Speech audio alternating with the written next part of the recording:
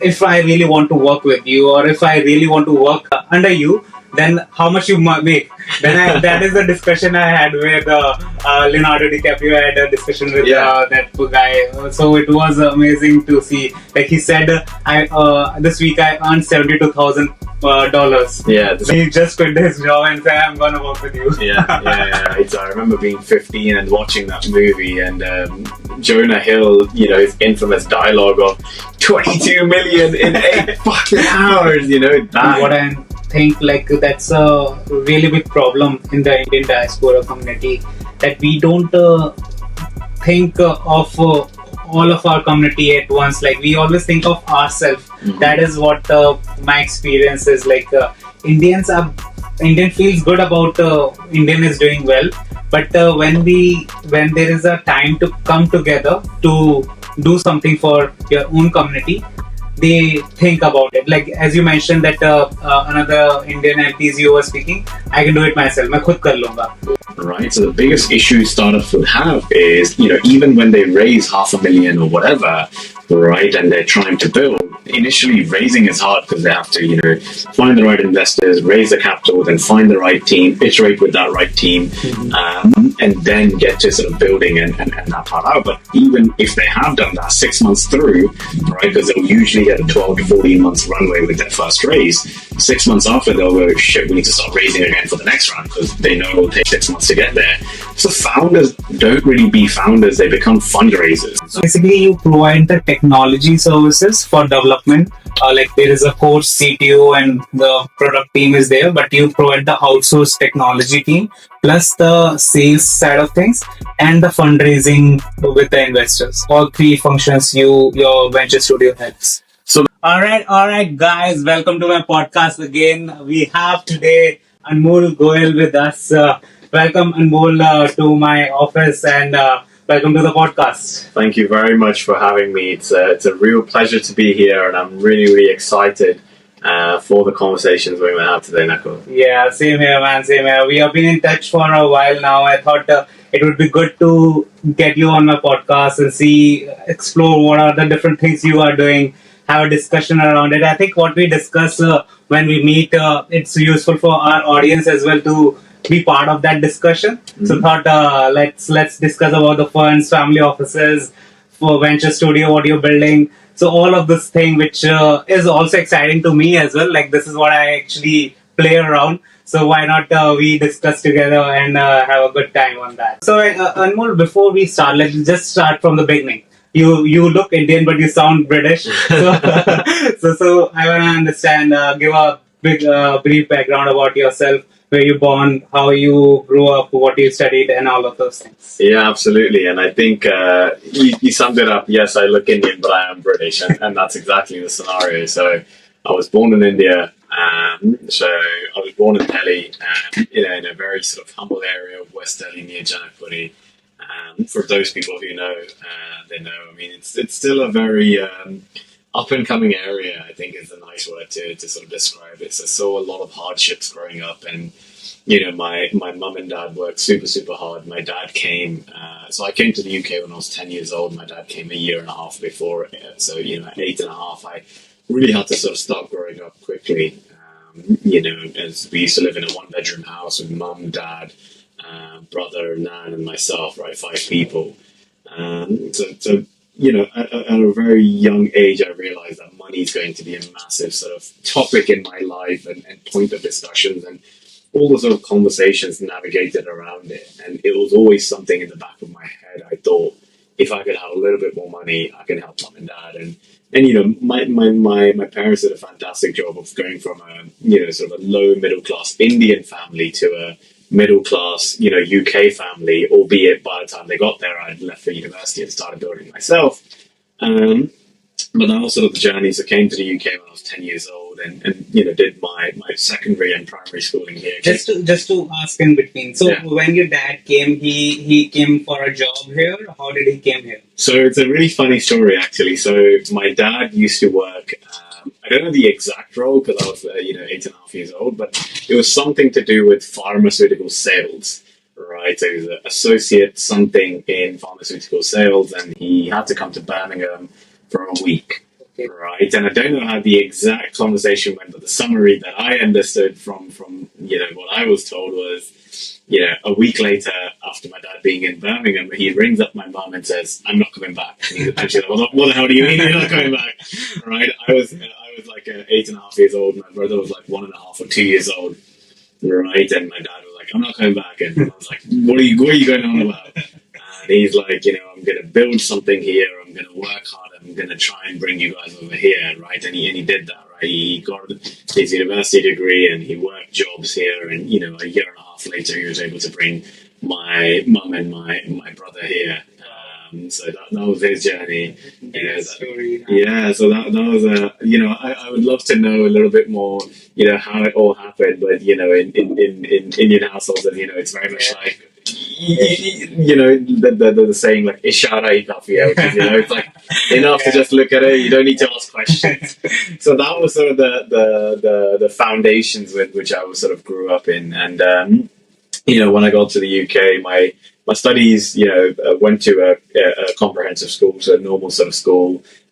Got into a grammar school. I was always, very sort of money orientated. I started working when I was 14, 15, started by cutting grass and tutoring and, doing sort of financial sheets for local accounting companies. I worked at Primark, as a retail assistant. But just for my audience to know what is grammar school, there are three kind of a different school: grammar, public school, and private school. So if you can give a bit context, what is the difference? So private school, I think everyone knows you pay to attend that school, right? You pay whatever, 10, 20, 30, 40,000 pounds a year to attend that school. The eligibility criteria is based on the wealth of the family. And then you have two types of state-run schools. So you have private and state-run. And under state-run, you have two. You have grammar school and you have comprehensive school, which is your normal school. Grammar school is based on merit. So there's two sort of exams. One is your 11 plus exams, so the ones you do after your year 6, and then the next ones are based on your GCSE performance. So GCSE after year 11, when you finish schooling here, based on your results, you get in. Okay. So I passed it both times after year 6. So guys, grammar school is one of the best schools to get in UK. So he got into it. He's very humble about it, but that is one of the toughest schools, but it is very privileged schools to get into. Yeah. So I got in both times. When I for year 7 to 11, I didn't go to a grammar school because all my friends didn't get in, and they went to a comprehensive school. So I told my dad I wanted to go to a comprehensive school. Yeah. But then after year 11, I did really well in my GCSEs. I had 12 A stars and A's, and I was like, now I realized at that point, because at that point the switch had been flicked kind of thing, and I was like, I no longer want to be the smartest person in the room. I want to be where I'm not good enough. So in these environments, I can grow. I can learn through osmosis. I can sit with people who are smarter than me, better than me, and I can work my way up. I've been very competitive. I grew up in a big sort of family of cousins, and everything was a competition. And then being from this middle class family and always being in sports, I was always sort of very driven, right? Hence why there's sort of the financial mentality as well. And then during the same time, my sort of motivation on the financial side also came from a movie a lot of people know here, was Wolf of Wall Street. Yeah. Right? So I remember being 15 and watching that movie, and Jonah Hill, his infamous dialogue of 22 million in 8 fucking hours, that dialogue of like, wow, you can make that level of wealth, was like just astounding to me. So when I also used to see this movie, like now when I have some discussions with the people around and ask them if I really want to work with you, or if I really want to work with you, like under you, then how much you make? Then that is the discussion I had with Leonardo DiCaprio. I had a discussion with that guy. So it was amazing to see. Like he said, this week I earned $72,000. Yeah, that's not bad. Yeah. Then he just quit his job and said, I'm going to work with you. Yeah. But that was the thing. It wasn't, IB wasn't that right? So those were sort of highlights of what it used to be in the late 80s, 90s. But by the time I got into IB, which was 2020 in JP Morgan, it wasn't the case at all. Everything had been capped. London's a very different market compared to what it was in New York. Brokering had many sort of different barriers now. They had gated, the upside, and everything was a little bit more segmented. So when you say that London was a bit different than the New York, and you said you were working with JP Morgan, we'll come to that. But what is the difference between working in London than New York? Yeah, I think the two biggest thing is, one, the market in New York is a lot bigger, and the risk appetite there is a lot more. The funny thing is, right, when you start in the UK, the average graduate salary is like 40,000. Yeah. That's on the higher side. It starts from 30 or 25. I mean, I'm talking like on the investment banking side, right? Yeah. That's in the UK. Yeah. Whereas in the US, so I was also given a McKinsey offer in the US after leaving university, but I didn't want to go right to US after leaving uni, which I ended up going a year later for a diploma anyway. The starting salary there was like 80 to 100,000.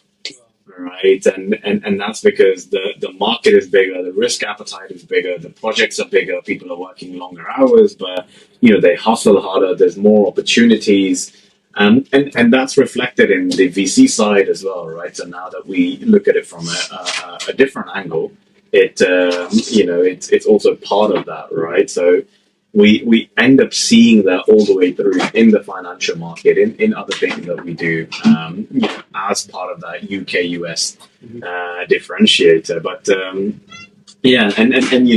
whole cap thing was when the financial crisis happened in 2007, 2008. They realized a lot of it was because these greedy brokers, they were just selling everything, right? These triple C bonds, which shouldn't have existed and were just a terrible way. They will just neat it up and package it into another sort of grade A, and then get it voted down and then get investor interest. And they had just really sort of ruined the market. And same for these like pink slip stocks, right, which were these penny stocks, as we sort of know them. They were just being sold, and brokers would get 30, 40, in some cases even 50% commission on selling them. Now it doesn't exist.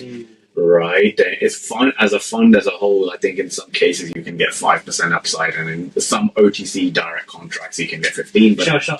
So I get it. We come to that portion. Yeah. You were at the time where you just graduate, like you did your schooling. Okay. Then you went to university. Which university you went, and then from where on? Yeah, so I went to University of Liverpool, and I went and studied mathematics and economics. So that was my degree, and that's when sort of the real change started. So I was always very driven, so my thing was always Mark Cuban, Zuckerberg, and Steve Jobs, like all these guys. They had started their mega empire, or the initial company, in universities, right? So my thing was like, this is where I build the business. So I started my first startup when I was 18 in university. The first company was a fintech company. I had been trading and getting into signals and operationals and hedge funds when I was sort of 17. So I got into blockchain crypto when I was 17. So I started getting into that, and there were a lot of... This is which year? Which year you were there? This was 20... So I got into the trading side in 2018. University start was 2019. Okay. And blockchain won about 2020 or something. I got into blockchain and crypto and trading then in 2018 when I was 17 and 18. Nice. And then finished my schooling and got into university in 2019. And that's when I started my first startup. Nice. In 2019 when I was 18 years old. That ended up, as soon as sort of, it was doing well. I was 50% above S&P for the year, so I was doing fairly well. But I hadn't, taking into account black swan events wasn't something I had planned for. So for people who don't know black swan events, these are, once in an economic time period events which completely shift the market positioning, right? So COVID being one of them, the dot-com bubble, the housing, like these are sort of these once or twice kind of events that happened which completely crash or, rocket the market. And that's what happened during the COVID crash, when the market crashed about 35% in a matter of like 4 or 5 days.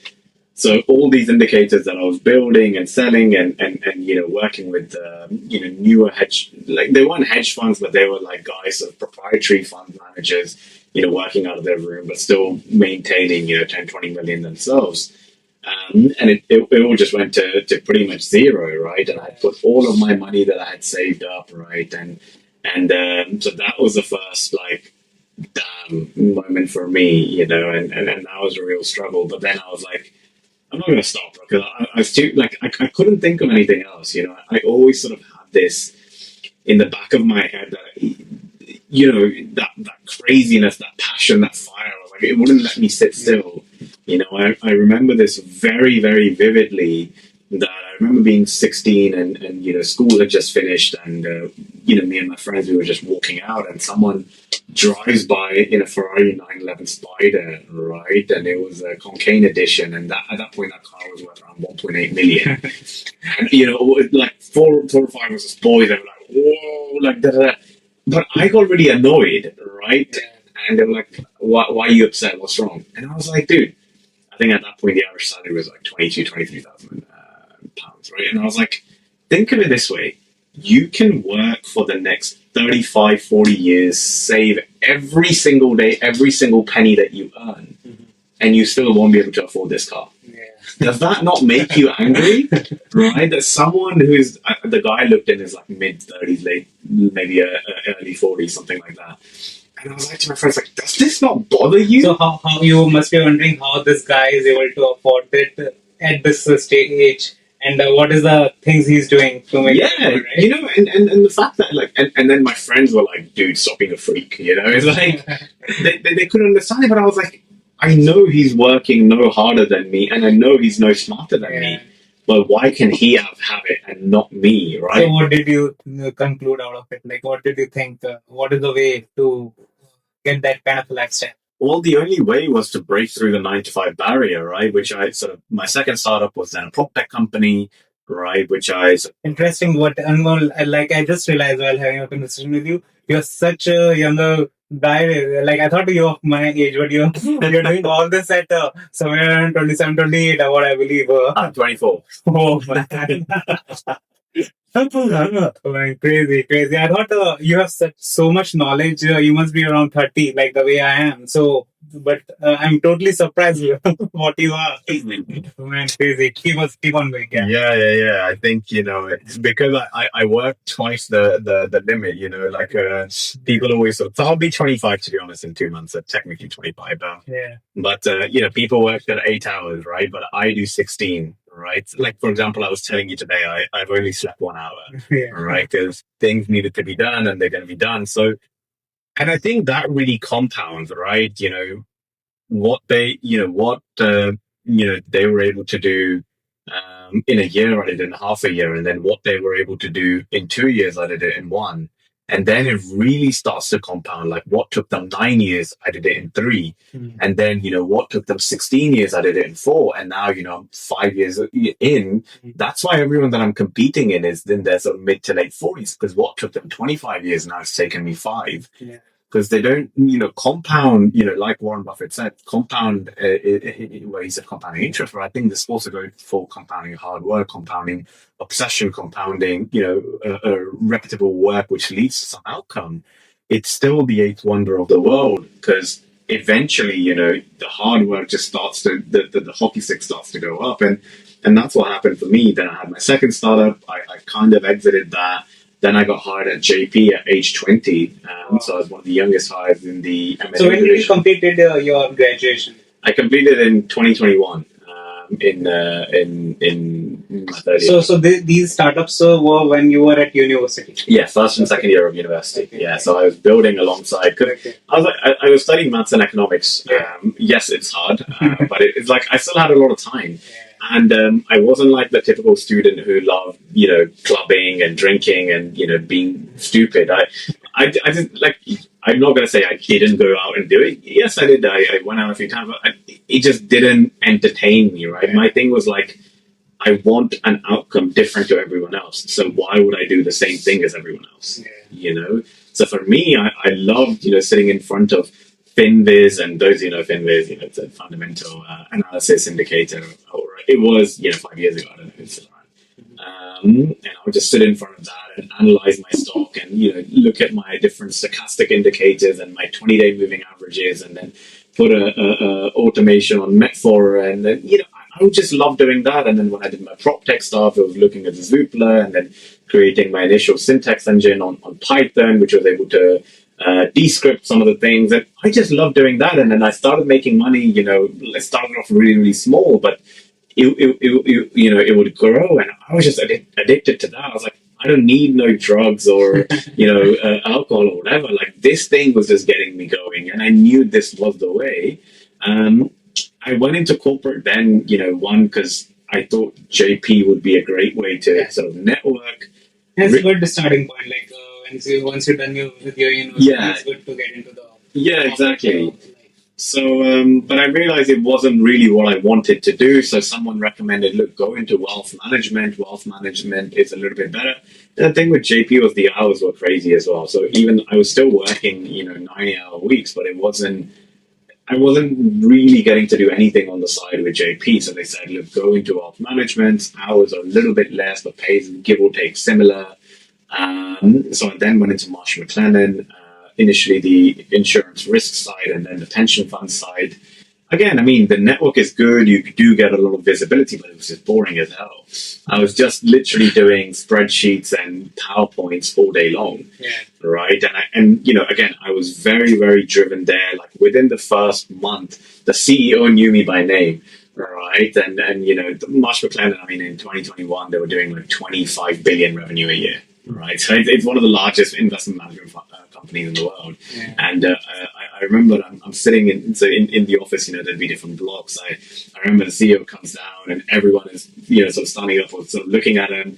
And he goes, "Hey, Anmol." And everyone just turns around and is like, how the hell does he know like this kid's name? Oh, man. But I was just... So how did you build up that rapport with the I just messaged him on Teams. I was like, hey, I'm new. I would love to have 5 minutes of your time. I want to work on this, this, and this. These are my ideas. Would love to learn from you. What's been your secret to success? If you can give me 5 minutes this month or 10 minutes this month, would love to. And the best thing about people who are at the top, right? They got there because not only are they good, but they're very personable as well. Right? The reason, corporate culture sucks because of middle management. Middle management is the whole reason for corporate toxicity. The reason is you can be very great, but you won't get to the top if people don't like you. If people think you're an asshole, you're just going to be stuck in that middle part, right? Which the top people aren't. So a lot of these guys were like, wow, look at this kid. Like, you have like principals and senior associates who have been in there for 5-10 years. They're afraid to message me, but this guy on week 1 is just messaging me. So they were very intrigued, and then, news would travel, and I would never be afraid. I was never afraid of hard work. Right, even at university, I was doing like 20-hour days when I was working, and because I was also an athlete, right? I had sports scholarship at university, so I was competing, I was building my startups, I was doing uni. So I was like, fine, if I have to, stay extra hours, fine. So I would put my hands up for everything, whether it was on the social side, where it was, the employee resource groups, which were sort of employee groups which would run extracurricular stuff, or extra projects in different teams. I was always like, give it to me, I'll do it, right? I'm the guy, I'm the go-getter. But then even then, I learned a few really big transactions. I was the youngest person at that time, as part of a team to be a part of a $3.2 billion transaction. So, my name was really getting out there. But again, I realized it wasn't for me. The corporate culture was really holding me back. And at the same time, I started doing venture consulting on the side. So I started working with, one-man, two-man founders, on like very general stuff, working on their go-to-market, financials, how to scale. Realized I enjoyed that a lot more. And then I started going to a lot of events where I started meeting angel investors, who were like, dude, we've got a spare 20, 30K, 15K. Let me know if you know any good startups. So I started to help them allocate their money. And, as I started making money off that, I was like, I'm going to quit. I'm going to go in. Tell me, how did they trusted you to manage your money or invest your money? Because you were just a college, and I would say just did your JP Morgan job, but still you were very young. So how these guys, which are at the top level and giving you 20-30K to invest on your behalf, on their behalf, how they were giving it to you? Yeah, I think the funny thing about perceived value is it doesn't have an age, right? So if you have a conversation with me, right, you will have certain questions, right? You want to invest in an AI startup, right? You will ask me, well, Anmol, do you understand AI? What is your definition of AI?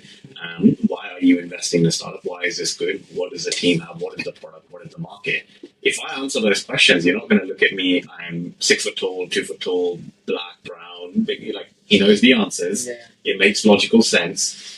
And then, the founders that I was putting them in front of, those founders were very capable founders, right?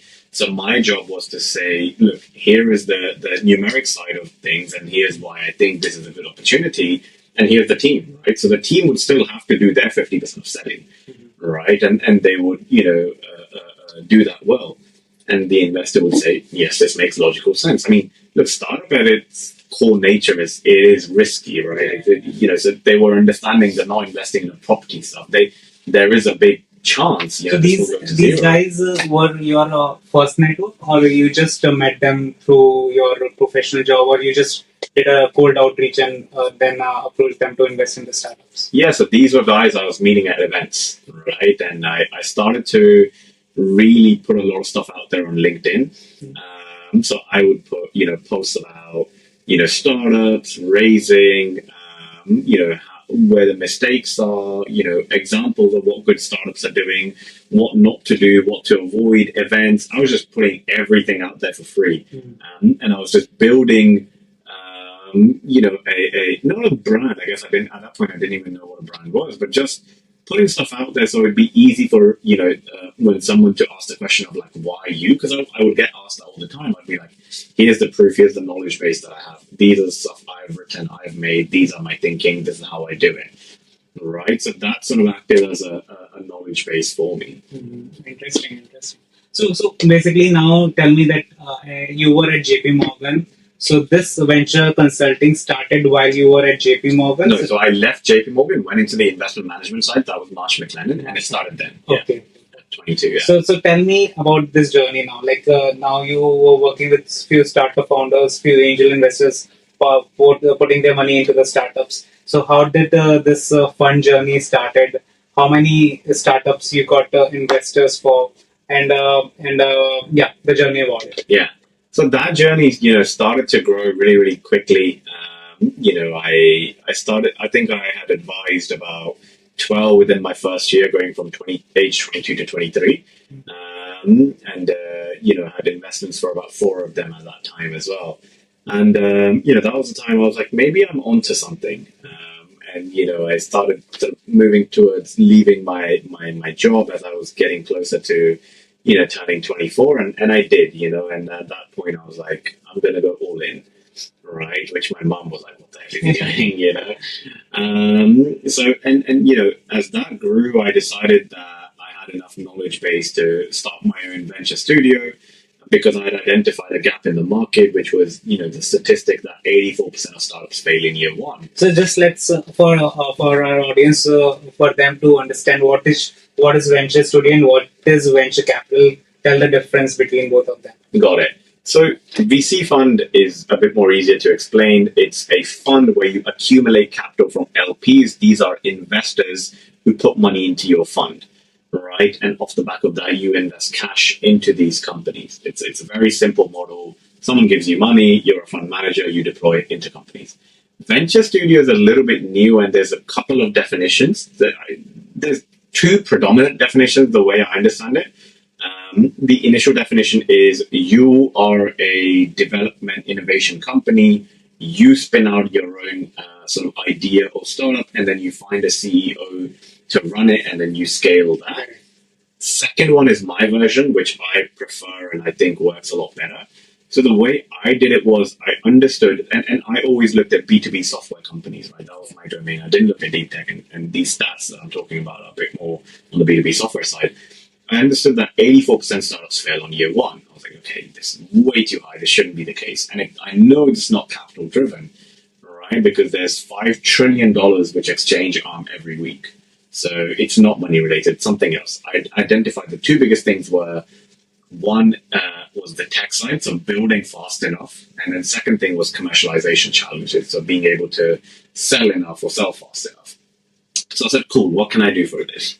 So I then acquired a development company and a sales company, and I spun out this venture studio where our model was we did tech for equity and sales for equity investments, right? So the biggest issue startups would have is, even when they raise $500,000 or whatever, right, and they're trying to build, initially raising is hard because they have to, find the right investors, raise the capital, then find the right team, iterate with that right team, and then get to sort of building and that part out. But even if they have done that 6 months through, right, because they'll usually get a 12 to 14 months runway with their first raise, 6 months after they'll go, shit, we need to start raising again for the next round because they know it will take 6 months to get there. So founders don't really be founders, they become fundraisers, right? And then 12 months later, the initial investor is like, you're not as far as you promised me. Second round investor, they're like, well, you don't have enough traction for me to come in. And a startup gets stuck in the middle and they have to, shut operations. So basically you provide the technology services for development.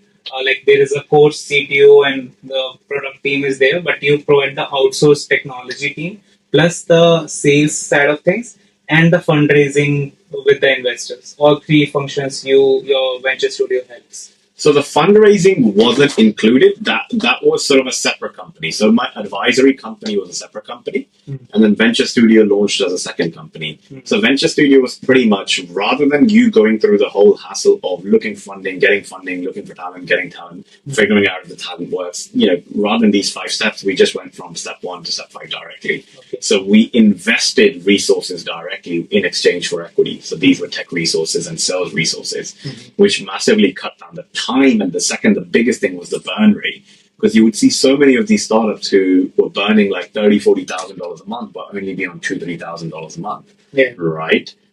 And that worked out really, really well. And then obviously, if they were part of our portfolio, then we would, generally represent them. And if we were meeting investors, we would say, hey, look at our portfolio first. Okay. These are the kind of companies you can co-invest with, and these are the reasons we've decided to back them.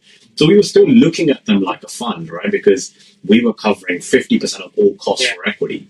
So we still had to be very diligent. We still had to make sure there was go-to-market potential. We still had to make sure there was an opportunity, because 50% was going from our balance sheet, right, which was predominantly my money, and then my partner, my 2 partners on the tech side and sales side, right? So we had to make sure the numbers are there and they will be able to scale it. Otherwise, we would lose a ton of money. But, touch wood, that hasn't happened. And that ended up being phenomenal. I mean, we grew it to almost a $2 million balance sheet now in just 1 year, actually. Right, starting with around 400,000 something. Interesting. Right. So, how many startups you are currently incubating? So with the venture studio now, we've today done our 9th investment. Wow. So we're pretty much investing in one company every 6 weeks. So tell our audience, the founders who are listening, what kind of companies you actually do the incubation, like provide your services, and what are the criteria for you? Yeah. So for the venture studio side, it's very simple. We like to look at B2B software companies which are AI first and have a strong technical moat, right? So look, CRM systems and Notions are great, but they don't have a technical moat. Tomorrow, someone else can come and replace you. So something which is a strong, technology which will last the test of time. Then ideally, we like to look at founders which are second-time founders. And the valuation for these companies are usually sort of sub 7 to 8 million valuation. So they're in the pre-seed, early seed stage companies. And then we come in and cover 50% of all the cost of tech hires, sales hires, and sales strategy, that kind of stuff. So and it's only in Western Europe and North America that we do it. Sure. We've started to do some stuff now in Middle East and LATAM as well. And we've done one company out of India where the main base was UK, but we also look for companies having a global solution, so they're not restricted to a central geography. And that sort of happened as I started to grow the advisory side. So this was the venture studio. So till very recently, I only had 2 companies. So this was the venture studio, and the second was this advisory company, which was just very much working with startups to help, set up their data room, give them advice on go-to-market, then helping on their raise, doing pitch practices, Giving them exposure into events, because a lot of events would ask me to come and speak, and they would offer me free passes for startups, and we would build through that. Then I got introduced, and at the same time, it's just one quick thing. What I also thought, like, you work with Indian diaspora, Indian founders. So that's coming. Okay, That's coming. Yeah. Yeah. Started, and at the same time, on the advisory side, we were helping angels allocate, and we graduated from angels to HNIs to. So basically, the venture studio can incubate any founder from any ethnicity. It doesn't need to be Indian. Yes. Okay. And the advisory as well. Yeah. And then we got introduced to family offices, which were the cream of the crop, right? These guys. The thing with the angel is they don't really have a mandate, but they have low capital, right? VC, they have a lot of capital, but they're mandated. Family offices, they don't have either. They have a lot of capital, and there's not really an exact mandate. If they like you, they can back you, and they can back you for a really long time with really big checks. And I was like, this is the area I want to work in. So as the venture studio was growing, that started growing as well. And I started being part of late stage deals and very early stage deals. And I was like, there's something missing in the middle, right? And in 2024, I invested and syndicated 53.8 million. Whoa, 53.8 million. Yeah. Syndicated. So you set up the syndicate. You got all. So this was including 3 angel investments, which I did myself. Yeah. This was then including 6 or 7 venture studio investments. Again, myself and my partners.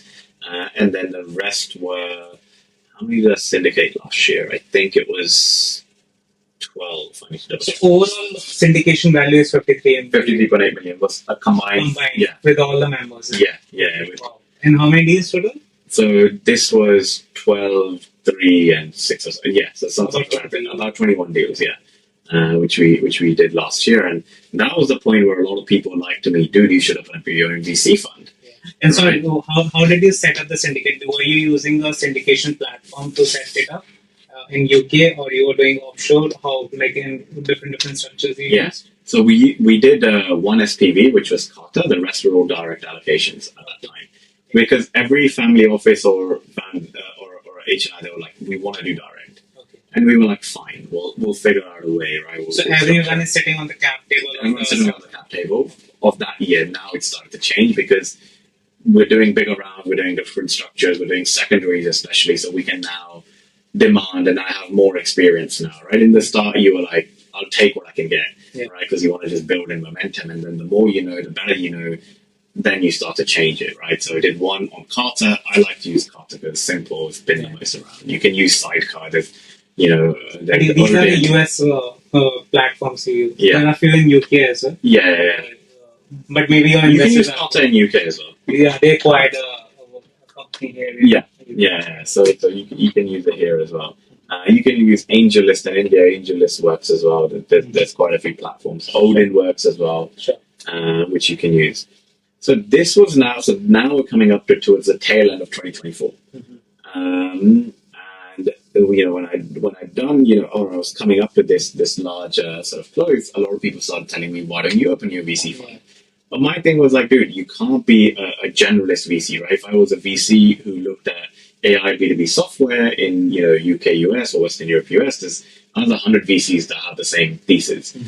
So why would an LP then say, I will back you, right? Or I'll back this thesis? There's another 100 guys out there. And most of them, they've had more experience than the years I've had on planet. So it would be a hard sell. So for me, it was then, how do I distinguish it? And what happened was, towards the tail end of last year, I was doing a panel in Marbella in Spain. And I was speaking maybe in front of 900, maybe 1,000 people. And I remember scanning across this room and realizing that I'm the only sort of brown Indian dude who's here. Right? And this gentleman who was in the crowd, I didn't see him at the time. He came up with this Indian dude. He came up to me later during the cocktail night and said, "Bhai, tujhe dekh ke acha laga." Right? For my non-Hindi speaking audience, it's good seeing someone like you.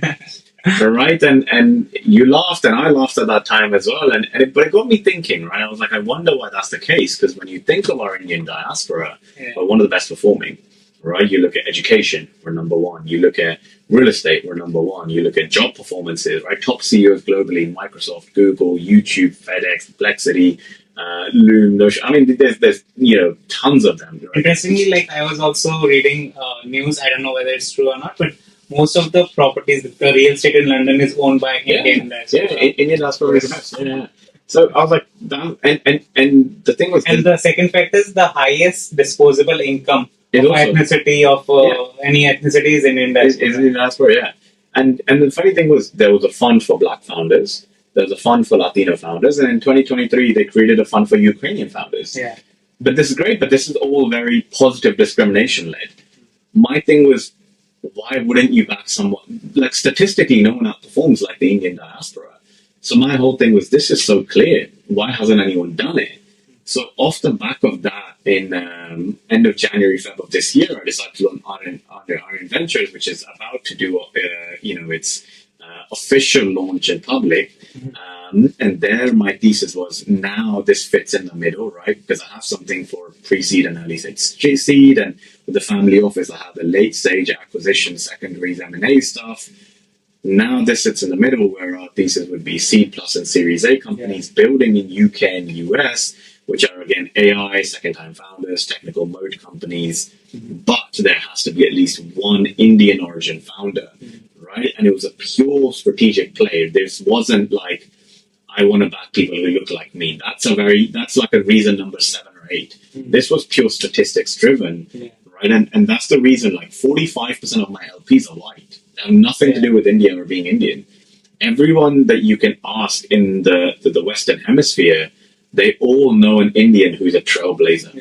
So thesis almost sold itself. The reason, I was able to then justify my why was, I grew up in India, I understand that culture, and, Indians who moved to the UK, US. I was raised in the UK. I did my diploma out of Harvard. I spent a decent bit of time in UK, US, moving between the startups and the investors. So I am one of very few people who understand the economy in all 3 markets and have very good networks in all 3 markets and get deal flow from all 3 markets. So, tell me one question, like what is the thing, like you mentioned that there are Africa focus funds, there are Ukrainian focus funds, there are Latino focus funds. So what is the thing which is selling? When you said that it doesn't matter whether it's an Indian diaspora focus fund, but these funds are well established and doing their second round or second fund or third fund. So what is the thing which is selling if it is not about diaspora? I think in general, immigrant founders tend to do well, and there's a lot of research behind that, right? I think a big reason for that is, especially when you come as a first generation, or you're a very young second generation, and you see your parents work super hard and come from that middle class family, the values chain is very different. The values that you have instilled in your mind is very different. So you have that burning desire, that hard working ethic, right? These are the founders you will message at 10 p.m., 11 p.m. and they'll reply straight away, right? Because they have that hunger. So in general, these diaspora immigrant founders, they tend to perform better. So that's one thing. But I think then the second part of the reason why they did it was because of social impact, right? Everyone across corporate and, even in venture private equity, they wanted a balance, right? They wanted to fund stuff which will do well for the diaspora. And I think, and I had a potential LP having this conversation with me. He was like, Indians don't need help. I was like, very sure, Indians don't need help. You mean the report that I published with, for South Asian Herald, and Forbes is picking it up now, I found that there's been 181 unicorn founders of Indian origin for the last 15 years in UK and US alone. We make up almost 20% of all unicorns that's been there, and we only represent 2% of the population. So yes, we don't need help, but what it is, it's very segmented. I want to desegment that and still utilize the top of the top performing statistic, because I can do that. So I think for some diaspora, the statistics are still good, but it's not as good. And there's still element of the social impact side. So what kind of a returns these diaspora focus funds are giving to their LPs right now? I wouldn't have the DPIs on it exactly, but from the research, I think Millen Institute did a research, and they said the quartiles were always 10 to 20% better, right? So if the DPI on a general fund, is like a 1.3 or a 1.4, right? But that just means, the money you're returning. So that means if you give someone $1 at the end of 10 years, they will give you $1.30. Yeah. So on the diaspora side, these funds perform 10 to 20% better. So they might give you $1.33, $1.36, or $1.44, $1.48 kind of thing, right? That's what you're generally seeing in the other diaspora immigrant sort of founders. They were able to build something which would result in higher exits. I think those are also numbers a lot of people were quoting. So tell me your experience while interacting with the LPs, the limited partners we are talking about. So when you interact with non-Indian LPs, what is their point of view on this? And when you interact with the Indian diaspora LPs, what is their point of view on this? So actually, the funny thing is, interacting with Indian diaspora LPs is a pain. Yeah, their whole thing is, I can do it myself. Yeah, and I'm like, why don't you do it then? Yeah. Why hasn't this been done then? Yeah. So they live in a very narrow-minded. Okay, not all of them. A big majority of them live in a very narrow-minded bridge where it's like, doesn't need to happen, or I can do it myself. Like, we can focus on something else. The white LPs, it's actually a lot easier to sell because I'm only selling them numbers. Yeah. Right? Forget the color of the skin. The color of the skin doesn't matter. I'm showing you there is a very small substrata of population, which is the most educated, which has the track record of performing and having the most unicorns, owns the most amount of real estate, and has been from one of the top performing jobs sectors and worlds on the technical side. Now, these guys are building. These guys are now switching to founders and building startups. Do you want to back them? And they're like, fuck yeah. I'm like, why not? Because statistically, if I go for the best performing founders, which should result in the best performing startups, which should result in the best performing exits for me, it's simple math. There's no concept of color. It just happens to be those people who are majoritively from that background just happen to look the same as me and you. Yeah, true. And I am lucky as a GP, and that's why you should choose me as a GP, because I can understand the way they behave, their mentality, and I know the bridge between three generations. So that's where the why me part is useful and the why the thesis part is also useful. So the selling thesis is not that hard. Yeah. They can see that in the statistic, right? Yeah. The statistic is there is, I think, 28 of the Fortune 500 CEOs are of Indian origin. Mm-hmm. And then another statistic was 40-something% of C-suite and MDs in all of Fortune 500 and global Silicon Valley companies are of Indian origin. Right? Google is almost 33% of Indian origin. Right? This is what the largest company in the world. Yeah, you look at Silicon Valley, right? Yeah. You look at Microsoft, you look at Google, you look at Facebook, you look at Meta. Yeah. The majority of the population is sitting at the top, especially on the tech side. They're all Indians. Yeah. Right? And why is it so? Like, what do you think the Indian diaspora is doing differently? Which or how we are being brought up? Is the one of the factor, or it's something different? Like, what's your point of view on that? Yeah. So I think there's three main things. I think the first thing is we're very the education part that I mentioned. So the statistic is in the UK, US, 36% of the population has a bachelor's degree, whereas there within the Indian diaspora is 81%. Right. So we're much more educated. Right. So it's a stronger comprehension and analysis of what we're doing and what we're doing it. Second thing, I see them being a lot more gritty. Right. And because they are usually guys who have come from like an IIT, IIM, or, have studied here in a younger age and been at Oxford and Cambridge. Right. And the parents are super middle class and hardworking. They have that mentality of pulling in the 15, 16, 17-hour days. And they're very cheap with their money, which is something that I like. But cheap in a good way. They're not going to be the founders who are like, I have an idea, now give me $1 million. Yeah. Right? They're like, I have an idea, let me try it. Let me put my initial 10, 20, 30,000. Let me go ask mom, dad, brother. Let me build something out. Let me see if this works, and then see who I can build traction with. And then once I've proven enough, then let me go to an investor. Right? I've made my penny last as long as I could. And now I'm going. So most of them have a higher level of traction. Right? So first thing, education. Second, higher level of traction.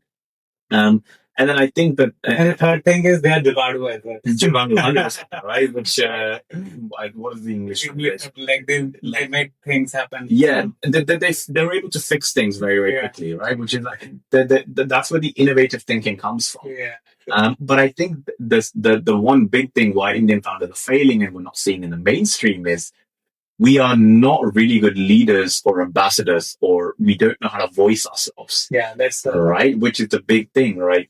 Like, fine, you don't need to play drums on your success and Yeah. shout about it, but I think as Indians, especially as Indian diaspora, we really lack that ability to really sort of have a good Sense of- character, more than sense of belonging, a way to market itself as a brand, right? When you look at top of the top sales guys, brand businessmen, just don't think of Indians because you're shy, you're very nerdy, you're not too well spoken, and you're just a tech guy, right? And you just even when you look at the guys, like Sundar Pichai and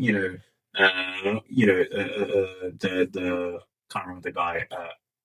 Satyan, yeah.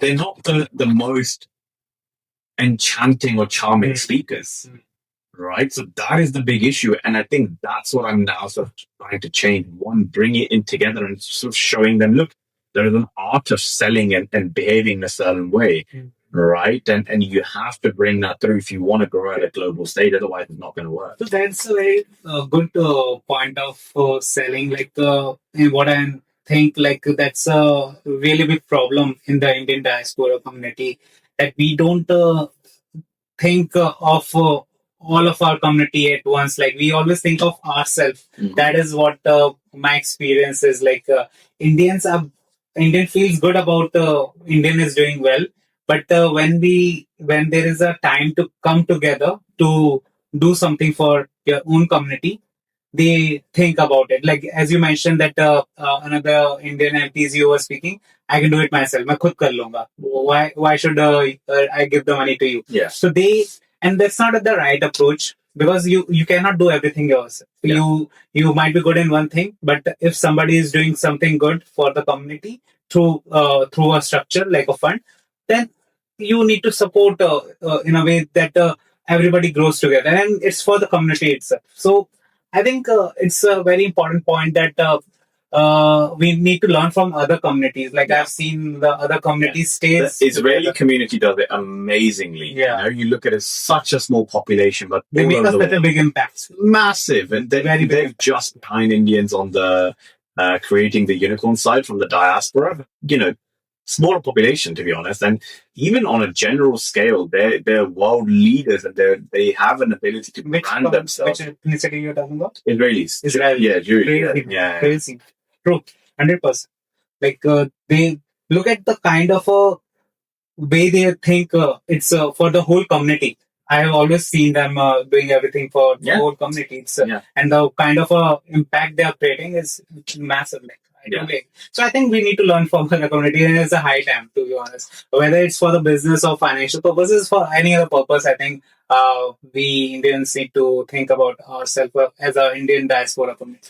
So okay, so tell me now that your fund is about to get launched. This is the first fund. So your thesis for this fund is to invest in Indian diaspora founders. One of the founding team members need to be an Indian diaspora member. And then what are the other theses which you are looking is AI-based B2B models, right? Exactly. That is the kind of companies you're looking at. Early stage companies like seed to pre-series A or series A level of companies. Exactly. And what is one of the ticket size which you're looking to deploy in these companies? Yeah, so from the seed or seed plus would be 200 to 250, and then series A would be 500,000.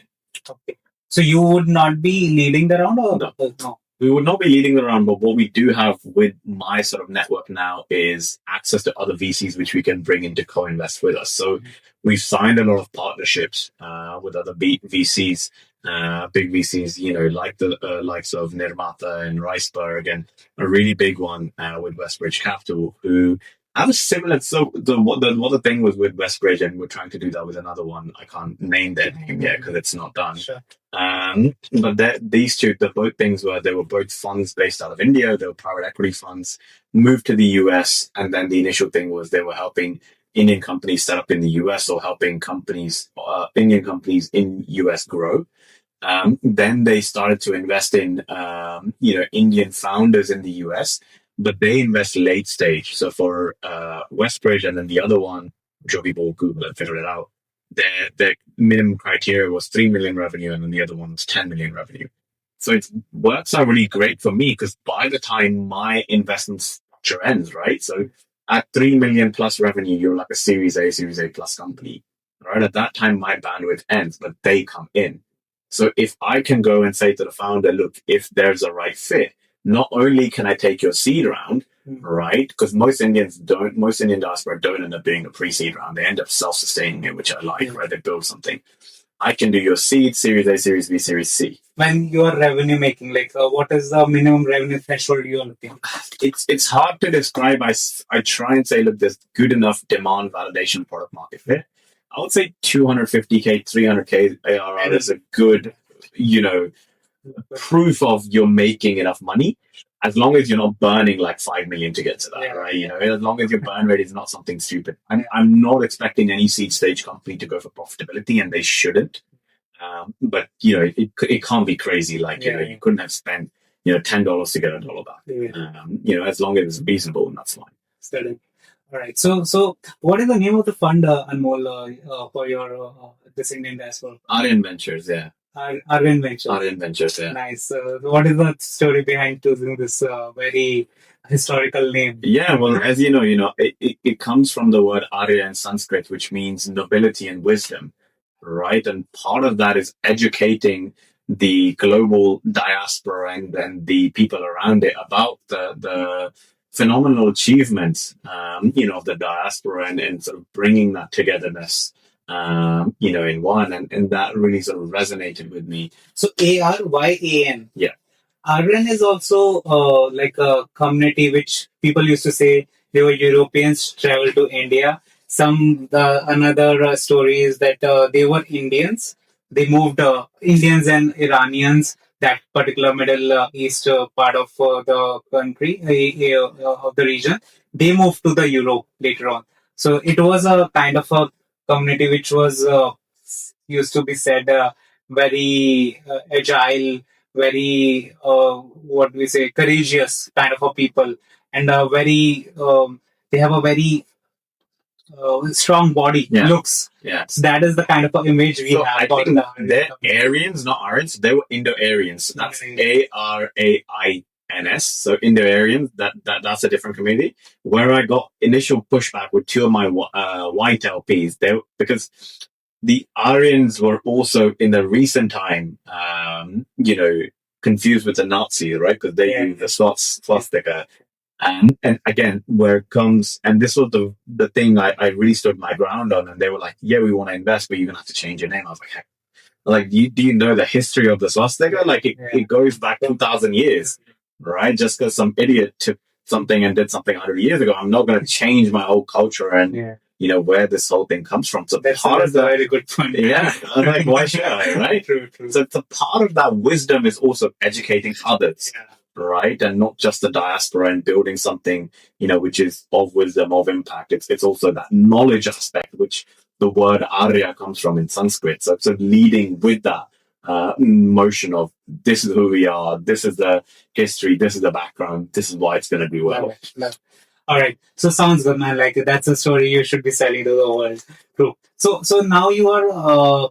Tell me a bit about your family offices events. I think you do a lot of events in Miami, Dubai, Abu Dhabi, and other part of the world. What are these events about? Yeah.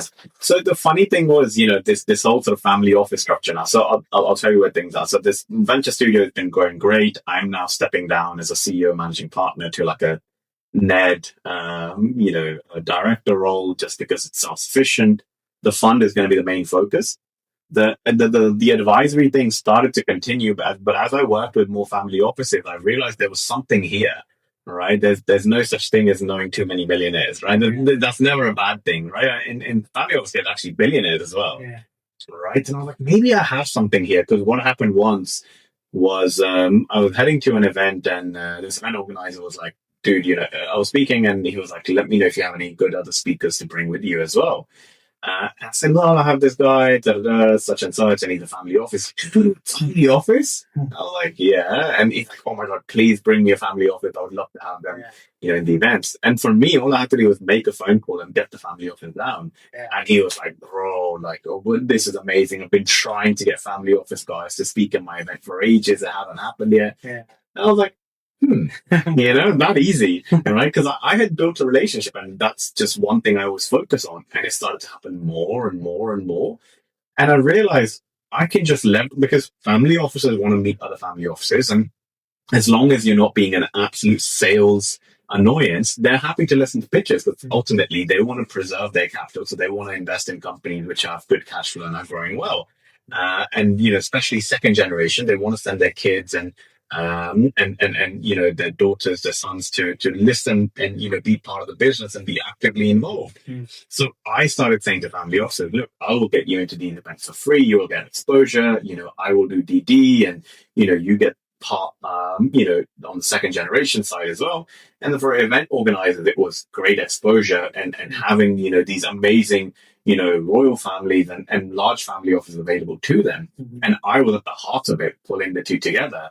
So that then ended up being like the structure of this multifamily office, and the advisory firm switched to the multifamily office, where now we sit on both buy and sell side, where our focus is to allocate capital. So I sit on a board of 3 family offices, one in Middle East, one in India, and one in US.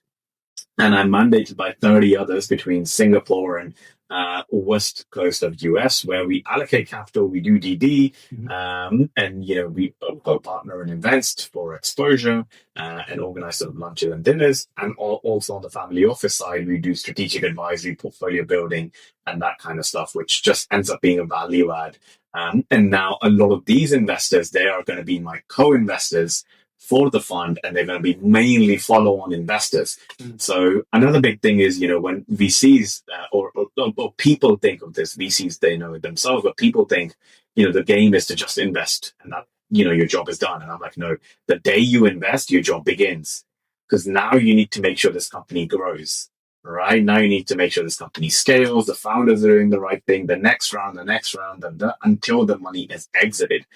I've seen and heard so many deals who were at 40x, 50x, and then they fell down. There's no exit, right? The issue with this asset class is it's not liquid. So until you get that liquidity, you might be on paper worth hundreds of millions, but it's worth nothing because you can't get it out, right? So with these family offices, I will be able to do that because they can acquire themselves as well. So that's now a strategic play I'm building alongside. So basically, these family offices would be buying the stake from your fund, like at the secondary level. Not necessarily, but it could be. So where the good value add would be. So let's say and they're part of your fund. They are LPs in the fund. A couple of them are. I'm trying to bring more and more. But as I said, it's building relationship, right? So they will not be, if they are the LPs of your fund, they will not be directly investing. You would be investing through your RN fund. Yeah. Right. And the one which you are sitting as a board member, who are not your LPs, then you have the mandate for them as a part of an investment committee to invest their capital into certain deals which matches their investment criteria. Yeah, exactly. So, so what happens with, the best of the best founders is, and these are the founders we want to ideally invest in, is, let's say they're raising 3 million. The top 2% of the founders, they want 3 million, they'll already have 4 million. So it's up to them to choose which investors they want, right? And if I just say, look, I'm just someone who can put in 500,000, they'll say, well, why you, right? We have the likes of Axel and Octopus and Sequoia. Why would we want you?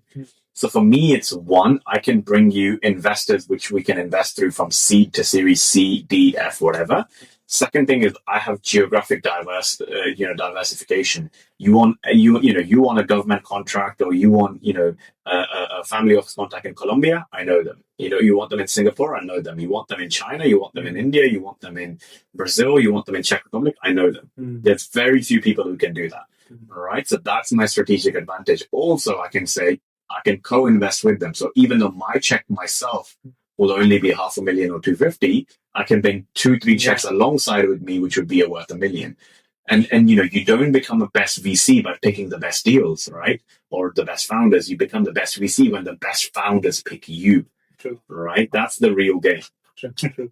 So, man, he's the go-to person. He's a deal maker. He's sitting in middle of the investors and founders and making the deals all across the world. Like not only India. What I've learned right now is making deals across the border. Like I can say, cross-border deal maker you are. Yeah. Right. Interesting. And one thing which you were mentioning about. Like the investor, once you invest, then the journey starts. I used to say there's a whole journey for a deal maker where they start their journey before investing into the company as a pre-deal execution phase where you do the due diligence, understand all the paperwork, it matches the investment thesis. Then the deal execution phase where you syndicate the round, get multiple investors together.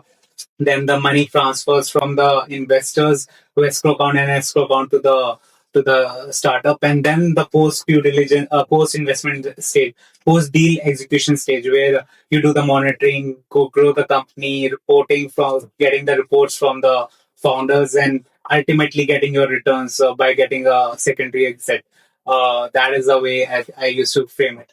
All right, so what you are saying right now, these events which you are attending, you build up your network with the multiple family offices.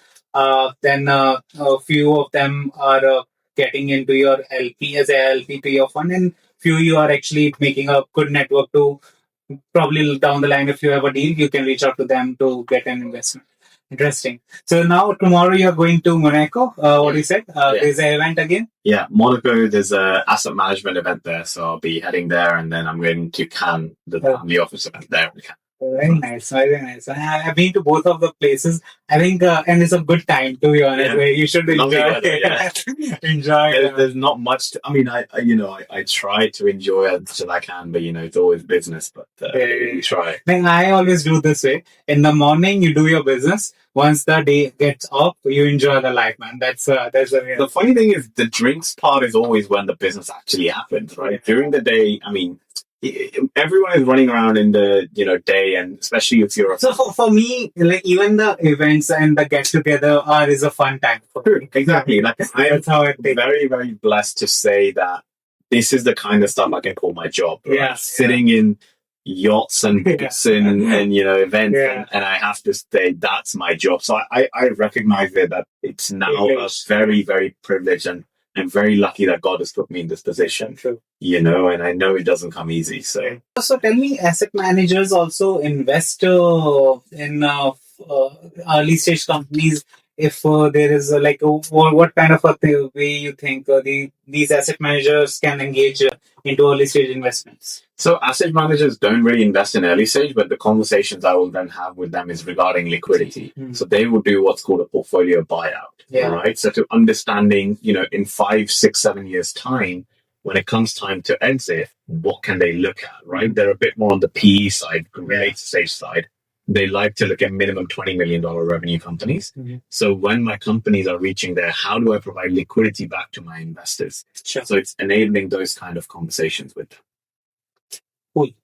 All right. I think we should be able to wind up. Any last thoughts, any last inputs you want to share with the audience? No, look, I would say, if you're a founder and you're thinking of building, or you are building already and you're, in two minds, I always say, look, you gotta fail fast, right? You gotta take the risk.